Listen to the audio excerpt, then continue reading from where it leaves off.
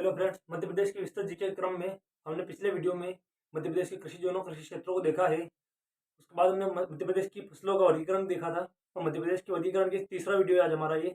फसलों के वर्गीकरण में हमने सबसे पहले खाद्यान्न फसलें देखी, फिर दलहन देखी है, फिर तिलहन देखी है और आज हम देखने वाले हैं नकदी फसलों को। तो मैं आपको ज़्यादा समय नहीं लेते हुए, वीडियो को शॉर्ट करते हुए आज हम बात करने वाले हैं मध्य प्रदेश की प्रमुख नकदी फसलों की। नकदी फसलों के रूप में हम सबसे पहले देखते हैं गन्ने को, क्योंकि मध्य प्रदेश में गन्ना एक प्रमुख नकदी फसल माना जाता है।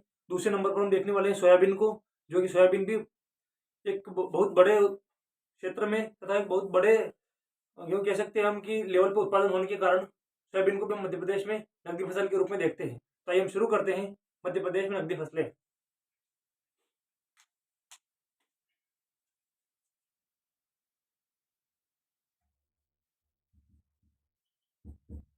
हमारा टॉपिक है फसलों का वर्गीकरण। उसमें हम देखते हैं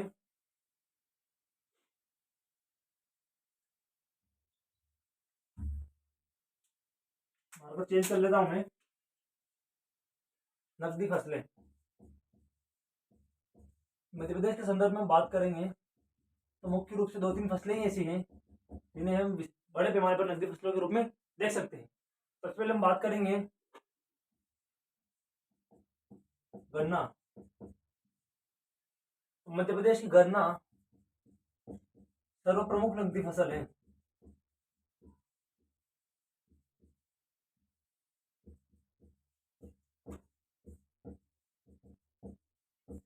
गन्ना मध्य प्रदेश की सर्वप्रमुख नकदी फसल है।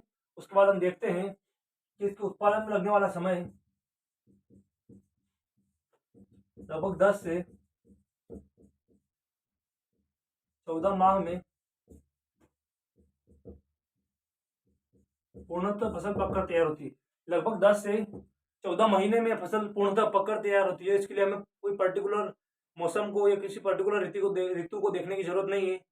या रबी, खरीफ और जायद किसी भी समय में हम गन्ने की शुरुआत कर सकते हैं या देख सकते हैं। पूर्णतः सिंचित फसल है और लगभग 10 से 14 मास में गन्ने के फसल का उत्पादन होता है। उसके बाद हम बात करते हैं गन्ने की, तो सबसे पहले हम देखते हैं गन्ना अनुसंधान केंद्र। मध्य प्रदेश के संदर्भ में बात करते हैं गन्ना अनुसंधान केंद्र की, तो ये पड़ता है हमारे बोहानी, और बोहानी पड़ता है नरसिंहपुर जिले में। बोहानी हमारा पड़ता है नरसिंहपुर जिले में। उसके बाद हम बात करते हैं एक और है हमारा भारत के संदर्भ में गन्ना प्रजनन अनुसंधान संस्थान कोयम्बटूर। ये हमारा पड़ता है तमिलनाडु में।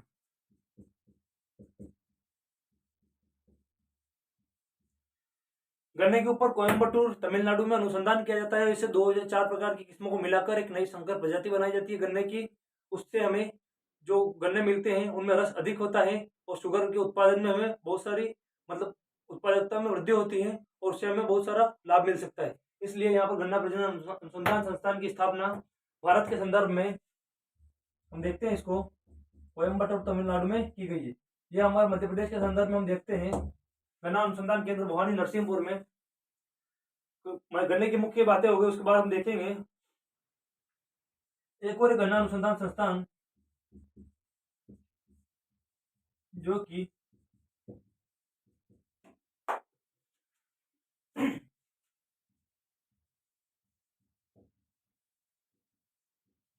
ये पड़ता है लखनऊ में।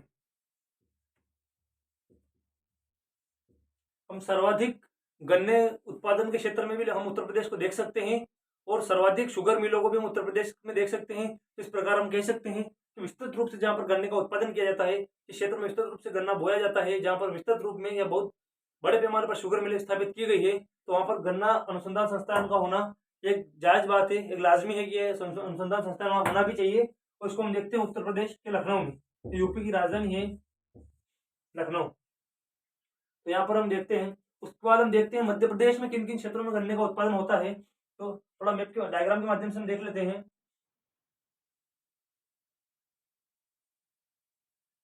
नैना मटक चले शिवल्ले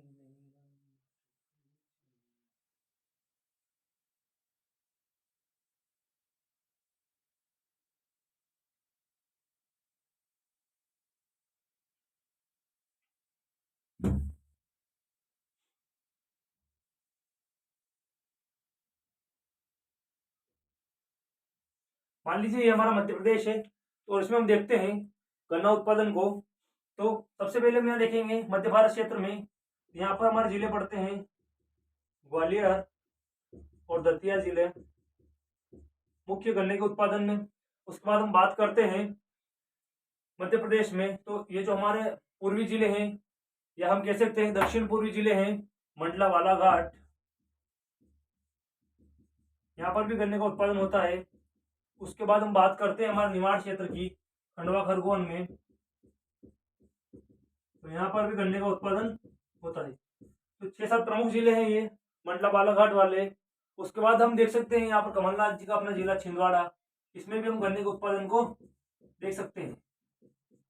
तो खंडवा खरगोन जिसे हम निमाड़ का क्षेत्र कह सकते हैं, मध्य भारत क्षेत्र ग्वालियर दतिया वाला क्षेत्र आता है। हम देखते हैं सतपुड़ा मेकाल वाला क्षेत्र है दक्षिणी क्षेत्र मध्य प्रदेश का, तो उसमें छिंदवाड़ा जिले को देख सकते हैं। और दक्षिण पूर्वी क्षेत्र में हम देखते हैं मंडला बालाघाट। तो हमारे 6 से 7 जिले हैं जिनमें मुख्य रूप से गन्ने की फसल को उगाया जाता है, बोया जाता है, या मुख्य रूप से मध्य प्रदेश में गन्ने का उत्पादन इन जिलों में किया जाता है। इसके अलावा छोटे छोटे पैमाने पर हम मध्य प्रदेश के सभी जिलों में लगभग या बहुत सारे अतिरिक्त जिलों में हम गन्ने के उत्पादन को देख सकते हैं।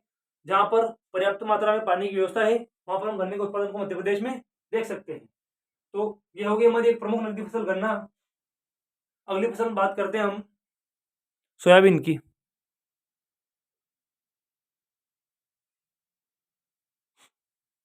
ठीक है, हम बात करते हैं अगली नकदी फसल की। तो उसमें हम देखने वाले कपास के उत्पादन को। देख रहा हूँ कि इस मैप को बचा लिया जाए, इसकी जरूरत हमें वापस पड़ने वाली है। और कपास के उत्पादन में ज़्यादा जिले हम मध्य प्रदेश के नहीं देखने वाले हैं।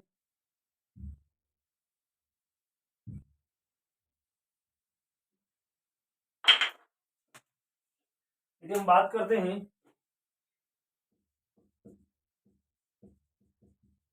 कपास के उत्पादन की, तो इसे सफेद सोना भी कहा जाता है।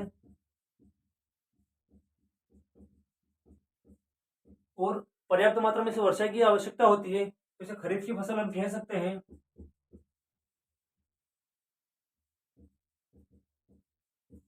उसके बाद हम बात करते हैं, समय तो वही रहेगा इसका, जून जुलाई में वर्षा होती है, अक्टूबर नवंबर में उसको काटा जाता है। तो जून जुलाई हम देख सकते हैं और अक्टूबर नवंबर में इसको काटा जाता है। यदि कहीं पर सिंचाई की सर्वोत्तम सुविधा है आपके पास, तो आप सर्दी के मौसम में या कह सकते हैं रबी के मौसम में भी आप कपास के उत्पादन को देख सकते हैं। ठीक है, उसके बाद हम बात करने वाले हैं मुख्य रूप से उत्पादन की। सबसे पहले मध्य प्रदेश की इस मैप को सही कर लिया जाए। तो मध्य प्रदेश में अगर हम बात करते हैं कपास के उत्पादन की, तो यही हमारा निमाड़ वाला क्षेत्र। 2 मुख्य जिले हैं, खंडवा और खरगोन, इनमें कपास का उत्पादन होता है। और खंडवा और खरगोन को सुनहरे जिले भी कहा जाता है। कपास के उत्पादन के कारण इनको सुनहरे जिले कहा जाता है, सफेद सोना कपास को कहा जाता है। सुनहरे जिले हम बात करते हैं तो वो है हमारे खंडवा और खरगोन। यदि पर्टिकुलर क्षेत्र को पूछ लिया जाता है जिलों का नाम न देकर, तो हम इसे निमाड़ क्षेत्र कह सकते हैं। संपूर्ण निमाड़ क्षेत्र में मुख्य रूप से कपास का उत्पादन किया जाता है। तो मध्य प्रदेश का लगभग 80 से 90% कपास का उत्पादन निमाड़ क्षेत्र में ही किया जाता है।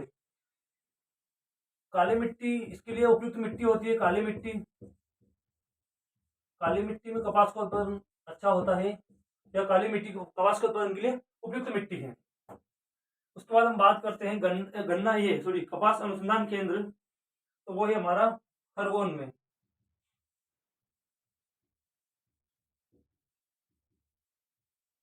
अनुसंधान केंद्र की हम बात करते हैं कपास की,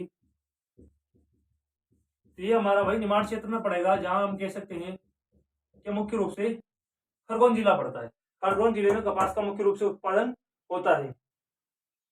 और उसके बाद एक चीज जो हम देखते हैं मध्य प्रदेश में, एक तो देशी जो हमारे भारत की नस्ल है और अमेरिकन, दोनों ही प्रजाति की कपास का उत्पादन हमारे मध्य प्रदेश में होता है। तो इसको भी आप लिख सकते हैं कि देशी एवं अमेरिकन दोनों प्रजाति का कपास, दोनों किस्म के कपास का उत्पादन हमारे मध्य प्रदेश में होता है। ठीक है, तो मुख्य रूप से हमने बात कर ली है नकदी फसलें जो दो प्रमुख है, कपास, गन्ना। सोयाबीन को भी हम नकदी फसल के रूप में देखते हैं, लेकिन सोयाबीन को हम पिछले वीडियो में विस्तृत पढ़ चुके हैं, तो इस हिसाब से अब सोयाबीन के लिए हमें पर्टिकुलर वापस नकदी फसलों में पढ़ने की जरूरत नहीं है। उसके बाद कुछ मुख्य मुख्य बिंदु हैं, उनको आप लोग देख लीजिए, जो कि वन लाइनर फैक्ट हम कह सकते हैं या परीक्षा की दृष्टि से महत्वपूर्ण तथ्य उन्हें कह सकते हैं। सबसे पहले हम बात करते हैं गांजा उत्पादन की। तो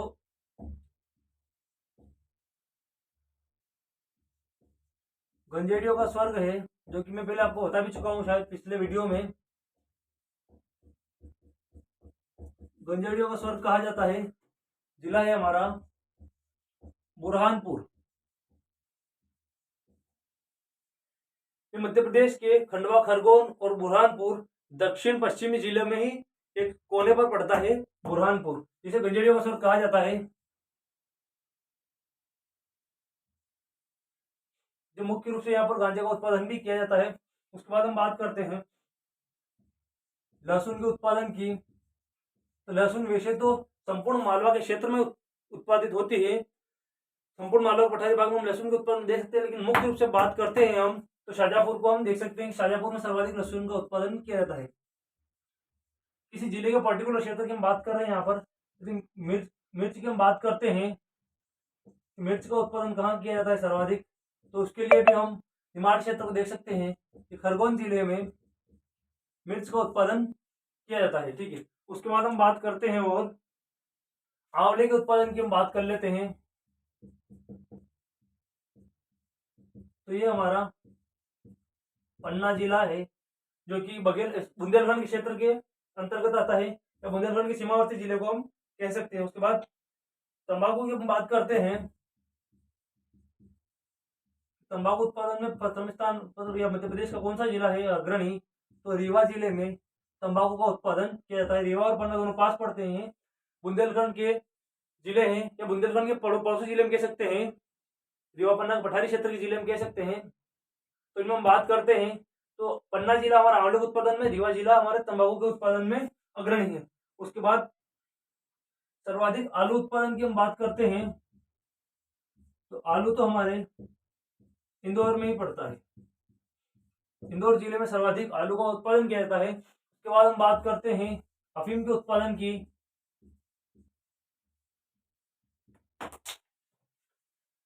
क्या बात है, मार्कर क्यों गिर रहे हैं हाथ से। अफीम के उत्पादन की बात करते हैं तो सर्वाधिक अफीम होती है मंदसौर जिले में। उसके बाद हम देखते हैं एक और जिला है हमारा नीमच जिला। मध्य प्रदेश, या हम कह सकते हैं कि मध्य प्रदेश के दो प्रमुख जिले हैं जहां पर अफीम का उत्पादन होता है, वो जिले हैं मंदसौर और नीमच। और हम एल्केलाइट फैक्ट्री भी देखते हैं अफीम के उत्पादन के लिए स्पेशली, जो कि केंद्रीय गवर्नमेंट का एक उपक्रम है, तो वह उसको हम देखते हैं नीमच में।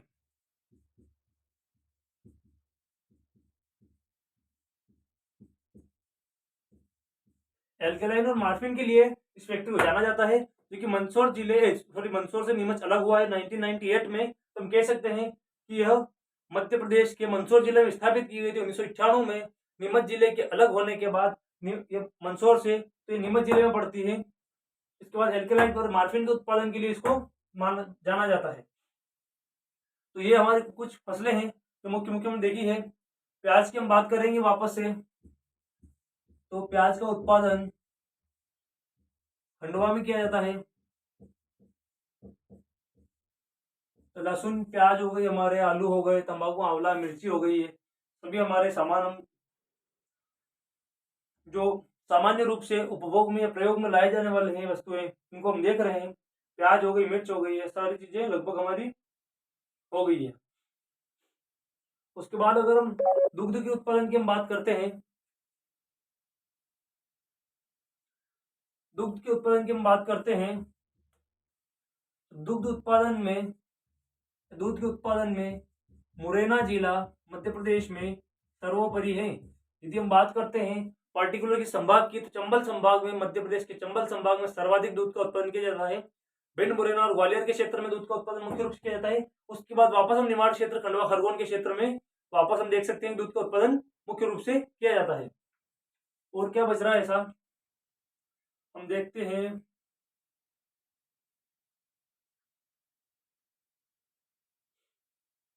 और तो ठीक है, और कुछ याद नहीं आ रहा है मुझे। हाँ, जायद की फसलों की हम बात कर लेते हैं, क्योंकि हमने किसी भी टॉपिक में शायद जायद की फसलों को नहीं पढ़ा है। तो जायद की फसलें वही होती है जो सब्जियां हैं मुख्य रूप से, ये जो हम कहते हैं कि वर्षा ऋतु और शीत ऋतु के बीच में जो अंतराल रहता है, जिसे हम ग्रीष्म ऋतु कहते हैं, उस समय में जो फसलें हमारी बोई जाती है, लगभग मार्च से हमारे मार्च, अप्रैल, मई, जून, मार्च से जून के बीच में जो फसलें बोई जाती है गर्मी के समय में, उन्हें हम जायद की फसलें कहते हैं। मुख्य रूप से हम देखते हैं कि हाइब्रिड मक्का का उत्पादन भी जायद की फसलों के समय में किया जाता है। आलू का उत्पादन हम कहीं देख सकते हैं, तथा जो हमारी बरसी है, रचका है, इसके अलावा हम देख सकते हैं जो हमारी प्रमुख फसलें हैं, ये जो सब्जियां हैं, इन सभी सब्जियों का उत्पादन मुख्य रूप से जायद के समय में या गर्मी के समय में किया जाता है। तो जायद की फसलों में हमें इन्हीं चीजों को देखते हैं। जायद की फसल है, मान लो हम लिखते हैं जायद, तो इसके साथ सब्जियां हम लिख सकते हैं। और भी कुछ मुख्य फसलें हैं जिनका उत्पादन हम देख सकते हैं गर्मी के समय में। तो ये कह सकते हैं हम जायद में मुख्य रूप से सब्जियों का उत्पादन किया जाता है। और ऋतु की हम बात करते हैं, तो ग्रीष्म ऋतु में यह उत्पादन किया जाता है, जो कि हम देखते हैं मार्च से जून के बीच में, मार्च से जून तक। ठीक है, अगले टॉपिक के साथ मिलते हैं नेक्स्ट वीडियो में।